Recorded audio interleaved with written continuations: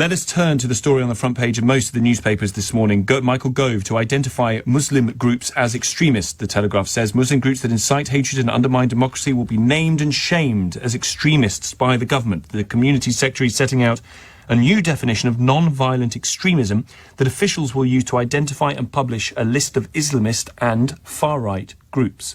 Zara Mohammed is Secretary-General of the Muslim Council of Britain. Thanks for coming on the programme this morning, Zara. Do you believe that you are going to be named by the Secretary of State shortly under this new definition? Morning.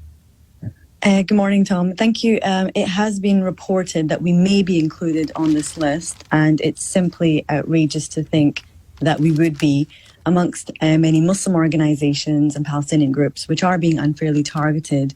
And to explain to the listeners just what that would mean, we represent the largest majority of Muslim community groups in the country. We've been around for 26 years, advocating for communities coming together. And by calling me an extremist, you'd be calling our entire organisation, our 500 members who represent hundreds of thousands of Muslims in the mainstream of Britain, extreme. And it's just preposterous to think that that is the way that this government would like to do its extremism strategy. Does the Muslim Council of Britain seek to negate or destroy the fundamental rights and freedoms of others, undermine, overturn or replace the UK system of liberal parliamentary democracy and democratic rights? No. Quite simply, no. It's a completely outrageous accusation.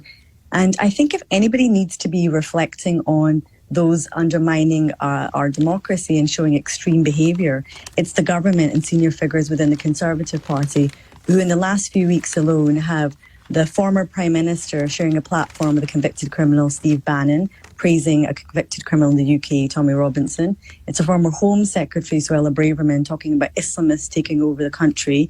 Former Conservative Party Chair, Deputy Chairman Lee Anderson, talking about the Mayor of London, Sadiq Khan, and his mates as Islamists taking over the UK.